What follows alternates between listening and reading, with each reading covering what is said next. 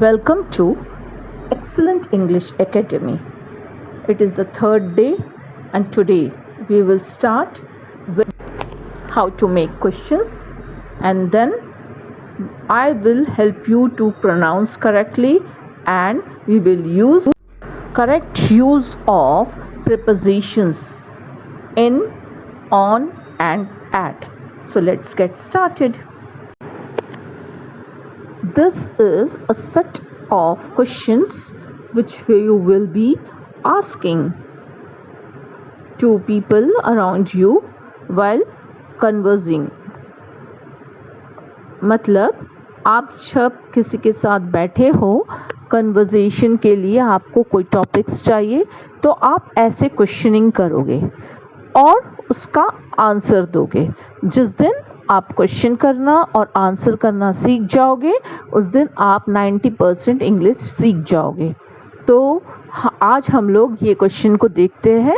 What are your plans this weekend? आप मेरे साथ उच्चारण करोगे. You will learn the pronunciation along with me. मैं जब बोलती हूँ आप भी साथ में बोलिए. पॉज करके फिर एक बार प्रैक्टिस कीजिए और उसके बाद फिर आप नेक्स्ट लाइन पे जाइए, तभी आप सीखोगे. Otherwise you will never learn. तो एक बार आप खुद से भी प्रैक्टिस कीजिए, एक बार मेरे साथ कीजिए. Listen and learn. Okay, you have to imitate me. मेरे को आप मुझे इमिटेट करोगे. जब मैं रीड करती हूँ तो मैं बहुत धीरे धीरे एक एक लाइन रीड करोगी, क्वेश्चन रीड करोगी, and I will explain you in detail. तो लेट्स गेट स्टार्टेड. पहला क्वेश्चन है, what are your plans this weekend? What are your plans this weekend? आप मेरे साथ बोलिए. Yes. What are your plans this weekend? What did you plan to do this weekend? Question same है लेकिन अलग तरीके से पूछा गया है. What did you plan to do this weekend? या तो फिर ऐसा भी क्वेश्चन आ सकता है, How will you enjoy your weekend? मतलब वीकेंड मतलब सैटरडे संडे जो होता है, छुट्टी जो होती है, उसको बोलते हैं वीकेंड. तो ये क्वेश्चन जो है, ये क्वेश्चन में ये पूछा जा रहा है कि आप अपने वीकेंड को कैसे मनाओगे, कैसे एंजॉय करोगे, क्या करोगे. ठीक है, तो उसके लिए ये क्वेश्चन पूछा गया है. What are your plans this weekend? What did you plan to do this weekend? How will you enjoy your weekend? तीनों क्वेश्चन का सेम क्वेश्चन, मीनिंग सेम है. Now let's ask. आप आंसर करोगे. Today is Wednesday. मतलब आपको थोड़ा सोचने में टाइम लग रहा है, तो आज तो वेडनेसडे है. Today is Wednesday, but yes, this weekend on Saturday we will celebrate rather enjoy as my sister is coming. मतलब टुडे इज़ वेडनेसडे बट मैं थोड़ा सोच रही हूँ, आज तो वेडनेसडे है, मैं थोड़ा सोच रही हूँ, और आप हामी भर के बोल रहे हो. Yes, this weekend on Saturday we will celebrate rather enjoy as my sister is coming.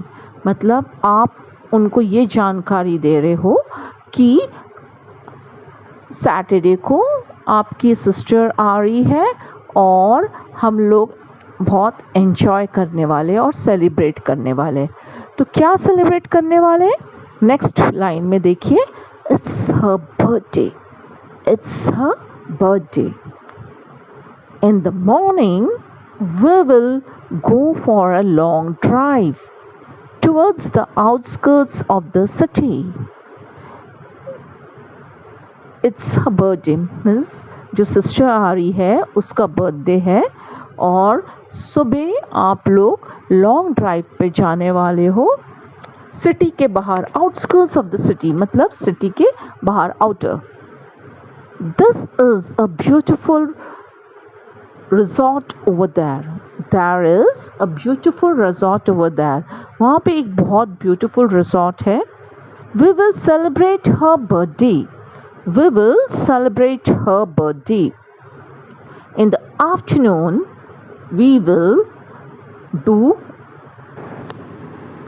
In the afternoon, we will do river rafting over there. In the afternoon, we will do river rafting over there. At night, we will have a campfire. At night, we will have a campfire in the resort itself. In the resort itself. On the following day, we will celebrate New Year. On the following day, we will celebrate New Year. In the winter, we always go skiing.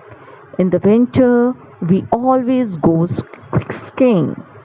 आप मेरे को pause करके, video को pause करके आप भी मेरे साथ बोलिए कंटिन्यूसली. आप कंटिन्यूसली मुझे इमिटेट कीजिए, आप भी सीख जाओगे. There is a beautiful resort over there. मतलब सिटी के बाहर एक बहुत सुंदर एक रिजॉर्ट है. We will celebrate her birthday. हम लोग वहीं पे सेलिब्रेट करेंगे sisters birthday. In the afternoon हम लोग दोपहर को we will do river rafting. River rafting करेंगे दोपहर में. Over there. At night, we will have a campfire. At night, we will have a campfire in the resort itself. मतलब उसी जगह पे रिजॉर्ट में ही हम लोग रात को कैंप फायर करने वाले. On the following day, मतलब नेक्स्ट डे. नेक्स्ट तुरंत जो नेक्स्ट डे है वो following day. We will celebrate New Year. मतलब नेक्स्ट डे न्यू ईयर है तो वो लोग न्यू ईयर सेलिब्रेट करने वाले हैं. In the winter we always go skiing. और विंटर्स में, ठंडी में वो लोग स्कीइंग के लिए जाते हैं. मतलब बर्फ़ में जो गेम होता है स्कीइंग का वो करने जाता है. तो आप ये देखिए, ये क्वेश्चन जो एक ही क्वेश्चन था, what are your plans this weekend. अब वो प्लान उन्होंने बताया है और उन्होंने पूरा चॉकआउट करके बोला है क्या क्या करने वाले हैं. वो ये कह रहे हैं कि टुडे इज़ वेडनेसडे. आज का दिन तो वेडनेसडे है, लेकिन एक पॉज लेने के बाद बोल रहे हैं बट यस दिस वीकेंड. मतलब वो सोच रहे हैं कि इस वीकेंड क्या करेंगे. On Saturday we will celebrate rather enjoy as my sister is coming. It's her birthday. In the morning, we will go for a long drive towards the outskirts of the city. There is a beautiful resort over there. We will celebrate her birthday. When I was reading, did you notice some letters which are highlighted over here? मतलब मैं जब read कर रही थी, आपने देखा कोई कुछ वर्ड्स, मेरे प्रोनाउंसिएशन को आपने ध्यान से सुना. कुछ वर्ड्स मैं स्किप कर गई, मतलब वो साइलेंट थे. What are your plans this weekend. वहाँ पे एच साइलेंट है. वॉट में what did you plan to do this weekend, H silent है. Today is Wednesday. डी वहाँ पे साइलेंट है. Wednesday, today is Wednesday. उसके बाद there is a beautiful resort. वहाँ पे यू साइलेंट है. Afternoon R silent. इसके पहले वीडियो में भी मैंने आपको बता चुकी हूँ कि मॉर्निंग आर साइलेंट होता है, आफ्टरनून आर साइलेंट होता है. तो अब हम लोग आगे बढ़ते हैं. और कल मैंने जो आपसे वीडियो शेयर किया था इन, ऑन, एट के लिए, वो प्रीपोजिशंस के लिए, तो उसको हमको ध्यान देना है. तो आज मैं एक आपको ट्रिक बताती हूँ, आप इसको ध्यान से देखिए और समझिए। On Saturday we will celebrate rather enjoy as my sister is coming। यहाँ पे at Saturday नहीं लिखा हुआ है, on Saturday। It's her birthday in the morning। आप देखो in the morning लिखा हुआ है। We will go for a long drive towards the outskirts of the city। In the afternoon we will do river rafting over there। लेकिन उसके बाद तुरंत इन the morning लिखा हुआ है, इन द आफ्टरनून लिखा हुआ है, उसके बाद तुरंत एट नाइट मैंने यूज़ किया, इन नहीं लिखा, एट नाइट। तो आपके मन में क्वेश्चन आ रहा होगा कि ये एट क्यों, दोनों में इन लिखा हुआ है तो ये एट क्यों। एट इसीलिए कि ये जो नाइट का ड्यूरेशन होता है, जहाँ पे काम काज कुछ नहीं होता है, ये काफ़ी लंबा ड्यूरेशन है। मॉर्निंग में लोग एकदम बिजी रहते हैं, आफ्टरनून में भी बिजी रहते हैं, काम काज चलता है, इसलिए in the morning means you are engaged inside, you are engaged over that, so inside है इसलिए in the morning.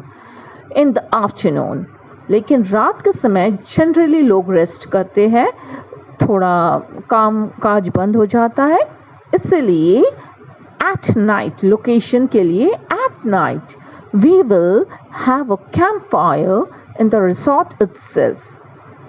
Next, on the following day we will celebrate New Year। On the following day we will celebrate New Year। In the winters we always go skiing। In the winters we always go skiing। अब on, yesterday I told you on कब use होता है, जब हमको date बताना है, day बताना है, और इसीलिए ये थोड़ा ट्रिकी हो जाता है। आप जब भी किसी दिन मतलब डे के बारे में बात करोगे, किसी डेट के बारे में बात करोगे, तब आप ऑन लगाओगे, इसीलिए on Saturday, it is a day. So on Saturday we will celebrate rather enjoy as my sister is coming। On the following day मतलब डे बता रहे हैं, इसलिए on the following day we will celebrate New Year। In the afternoon, in the morning, in the winters, इन तीनों में हमने in use किया। At night, generally at आपको मैंने बताया था लोकेशन के लिए, ओके। तो at night we will have a camp fire, इसमें लोकेशन है in the resort itself, in the resort itself. कहाँ पे, इन द रिजॉर्ट इटसेल्फ। तो कैंप फायर ये लोग करने वाले हैं in the resort itself. So you have to keep in mind, location के लिए हम लोग एट यूज़ करते हैं। एट मतलब कोई ख़ास जगह, दिन, डेट और किसी चीज़ के ऊपर में सतह पे रखने वाले चीज़ों में तब हम लोग ऑन यूज़ करते हैं। किसी सिटी के बारे में, ईयर्स के बारे में, सीज़न के बारे में हम जब बताते हैं, डेकेड्स के बारे में, सेंचुरीज़ के बारे में, तब हम लोग इन यूज़ करते हैं।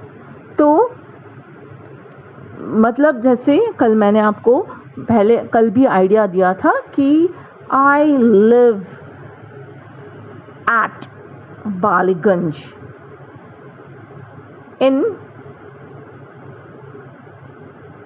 जब मैं यूज़ करूँगी तब मैं बोलूँगी मेरे घर के अंदर में मैं कहाँ बैठी हूँ, in my drawing room, in my bedroom, तब मैं इन यूज़ करूँगी।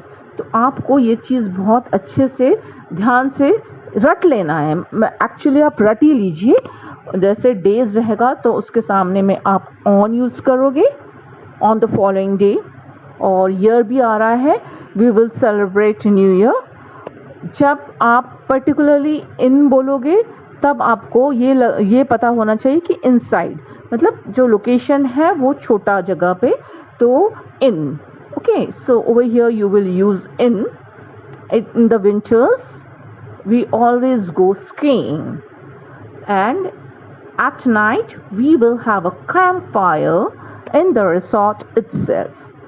On the following day, we will celebrate New Year.